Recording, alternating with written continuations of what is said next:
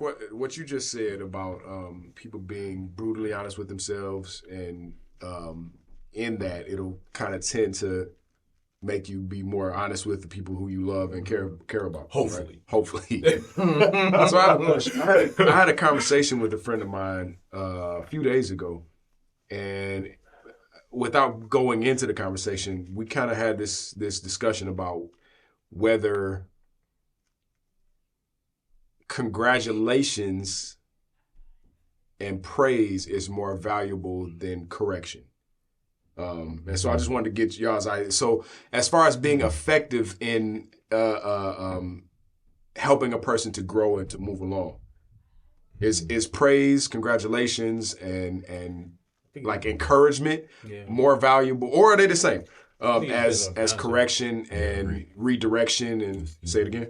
I think it depends on context. Okay. Yeah. So I think praise and things like that are good depending on what it is. Mm-hmm. Criticism when needed. Yeah. You know what I'm saying? Because if you're constantly browbeating somebody about something, and they're not getting it right, then you got to try something different, you know? Yeah. Because sometimes, I'm always open to correction because I just don't, we don't have it all, you know what I'm saying? But some people can't tolerate being corrected. So how do you maneuver that? Right. You can't praise them if there's no reason to praise them. So you have to say to yourself, I care about this person. Say if you got your brother or your sister or your best friend, you care about whether or not they make it through that thing, but they don't want to hear what you got to say. Then you become the example, or you can suggest, I had a similar situation. This is how I dealt with it, whether they ask you or not. Sometimes you have to correct people just through example. You can't always just kind of be like a parent to them, or be somebody that's like, I kind of got my stuff together, so I'm gonna try and help you out. It's got to be more so. We're all human. We all always learning. This is how I had to learn this. And then with the praising, I think that's good because people need confidence. People need to know that they can succeed because that helps them through life. And it's okay to say, you did a good job with that. Congratulations, you got that certification, that degree. You did a great job. And then they can have a discussion maybe after that about next steps, about how to be better, something like that. But that I think it's all context based on. I think that's really well said. Yeah. Depends on the recipient. Yeah. Especially the maturity of the recipient when it comes to there you go. Say that one more time. The maturity. Depends on the maturity of the recipient. Definitely. Especially when it comes to correction. I agree. Because like you said, it's like we're all in kind of, that in that eternal student mindset now. Yeah. You know what I mean? Which means you're looking for there's probably a better way to do it than what I'm doing, and I'm keeping my eye out to look for what's the better way. And if somebody would think well enough of me to give me that time to tell me what's a better way, and they can share with me like this experience is what taught me this, I'd appreciate it. I'm not going to take it personally. Yeah. But you have a lot of people that lack that self-confidence, that lack that validation for whatever reason, and need that praise, and correction would break them. Yeah, man. So you have to know who it is you're talking to and who you're dealing with and what they've been through and where are they, if you can, you know what I mean? And like you said, if it's somebody that the action that they're doing is something that you can't praise, but you can't correct them because they break them, what do? You know what I mean? And it's just like, hey, you did work. You know what I mean? It's something, sometimes it can't be anything more than, hey, you woke up this morning. That's awesome. You know what I mean? Right. But you can't really give them what you think they need. Yeah. You know what I mean? And again, it's some people who really desperately need that validation and acknowledgement and encouragement because they're in a sensitive place. Yeah. You know what I mean? Or in a vulnerable place rather. Right. You know what I mean? Yeah. And if you have to be able to discern that a little bit for the person that you're dealing with, because hopefully it's a person that they're mature enough that you can correct them in a way that won't break them. But if they are, you got to find other ways, like you said, you know, and speaking through an example of, you know what, I see what you're doing. I was in a situation like this and I did this or that, you know what I mean? And kind of leave it at that, you know, and, sometimes, it's actions that you can't help, but, tell them that's not the way I go, you know what I mean? But that's awesome. It's difficult. It's difficult. That's awesome. I think you got to tap dance around their insecurities too. Sometimes, sometimes. Like, a lot of people walk around with chips on their shoulders, man. Right? For sure. They have, for sure. Okay, you go ahead. I'm not sure. I agree with everything you've said until you just said tap dance around their insecurities. Yeah. I'm not sure if I'm that guy anymore. I'm not sure if I'm the guy that's doing a lot of tap dancing. It depends on, but it depends on who it is. If it's somebody who has malicious intent, I'm not tap dancing around. No, definitely not. Right? Yeah, of course. That's what I'm saying. Of course. So no, I'm talking about even people who are at their. And it sounds callous to say it. Yeah. But I'm referring to even people who are in a mental space that might be fragile or sensitive or whatever. Right. I'm the type of person, and you know, I leave room for me to be wrong always. Mm-hmm. I'm the type of person that if I see you heading towards the street and I see a car, if I'm up on the porch and I see a car coming down the street at the 90 miles an hour and you run it, I don't care how sensitive you are. I'm going to say, hey, get your butt. You know what I'm saying? Right. That's the type of guy I am because if I care about you, I want to see you survive whatever situation you're leading yourself into or whatever. You know, just because you got a weak arm, if that's all I can grab onto at that moment, I'm going to snatch that mug. And we just going to have to deal with the fallout after you're a survivor of what, you know what I'm saying? Yeah. Life or death situations like that, yes. Yeah. But there's a lot of gray area. Sure. Right? Of course. A lot of gray area with that. And you know, we've come across people, we don't always know it, that have been just berated and beat up on their entire lives. Yeah. You know what I mean? Mm-hmm. And their sensitivities are with good reason. Or coddled their entire life. Sometimes. Yeah. Sometimes. That's what I'm saying. It's a lot of gray areas. A lot of different backgrounds, a lot of different reasons that people are the way they are. And that's why it's like, you know, again, I think we talked about this in the podcast before, our intent has to be to build people up first, to edify people first. You know what I mean? And Absolutely. Yes, the shortest path to that edification is correction. Mm-hmm. Yeah.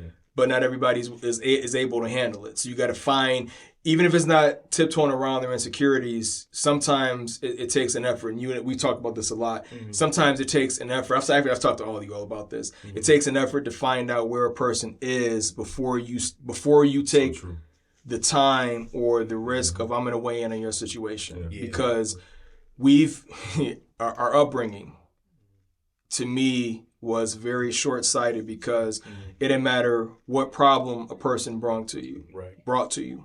It didn't matter if it was drugs, if it was sexual issues, if it was crime. I can't stop stealing. I've killed. I've done whatever the situation was. We put zero thought into, let me spend time with this person to understand where they are and where they've come from. Right. You had one solution you gave to them. No matter what the problem was. It took zero thought, zero consideration, zero investment into that person to tailor your response to them. It was always your problem. The root of all your problems is you don't have the same faith that I do. And that was the solution to everything. Yeah, and that's short-sighted to me. Sad. Sure. So in us growing and us saying we're going to evolve, when you come across somebody, even if they're looking to you for validation of something, or whether you feel they're in need of correction or validation, take some time to understand who am I dealing with, what are they going after, you know what I mean, and how can I help them? Yeah. And if helping them is correction, if that's really, really what they need, take the time to find out how can I give that correction to this person and they receive it the right way. Because that's, as much as we don't want to admit it, that's what matters in the end, is how does that person receive it? Yeah. If I say, I'm going to smack you in the face, but I'm doing it out of love. Mm-hmm. Did you feel love when I did that? Because I can say all day long, I'm doing this out of love. If the person that's on the receiving end doesn't feel like it's love, then it's not. Yeah. You know what I mean? It might be in your mind, but we're dealing with people that are fragile, that are breakable. Yeah. You know what I mean? So if you're giving something to that person and you want it to be perceived as love, you got to find out, what does that person count as love? Yeah. Exactly. What does love mean to that person? So when you find somebody that has a problem, invest in them. Take some time to sit down and talk to them. Figure out where they come from. Figure out what their background is. Figure out what their vulnerabilities and their sensitivities are, so you can kind of tailor make, okay, how should I respond to this person? What is it that they need? What are they willing to take from me? And try to do the best you can to help them. And you know what I mean? And maybe you can't take them to the finish line, but if you're here in their life for that goal line to 10 yards, and somebody got to take them the rest of the next 90, do your part. You know what I mean? But it takes more of an investment than just I got a one size fits all solution. It doesn't fit everybody. True. You know, you said, I love that, man. Really absolutely love that, man, because the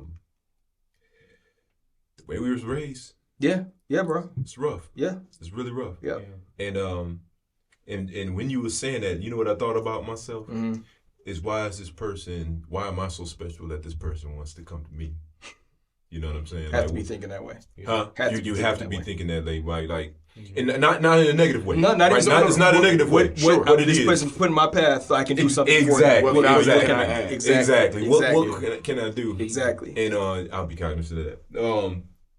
The whole idea is this person is in my path, right? Mm-hmm. And that's where the deception come in, right? Also, right? Is this person? Does he look at me as a fool? You know what I'm saying? That I can enable him or her to continue in a certain mindset. They know that I'm going to coddle them or whatever the case may be or whatever. So I need to really evaluate my mind prior to any thing coming out of my mouth. You know what I'm saying? And that's when you said that context, right? You really understand the context and what I'm working with or whatever the case may be. And lately, I'm telling you, that's been on my mind more and more is what kind of person am I so I can deliver the right message. The question would be, is ask them questions. Yes. Instead of you even giving them an answer, yes. Ask them questions. Yes. Why do you want to do what you want to do? That's right. Or what is your expectation? I found that to be very effective. Yeah. 1 mile, 2 ears. Right? Yeah. Listen twice as much as you talk. Man. Yes, yes. I've learned that more and more. Ask questions. Yep. Yeah. Y'all get on my nerves because now I got to go apologize. Like,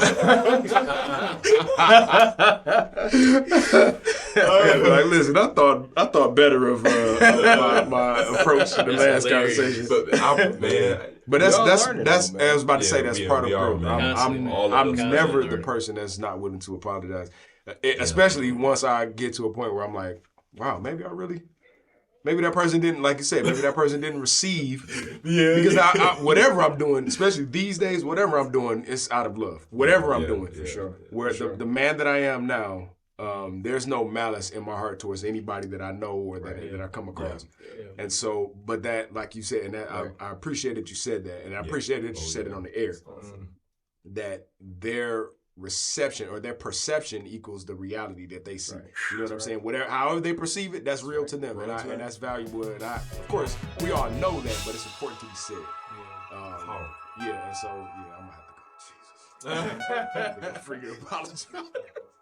Okay.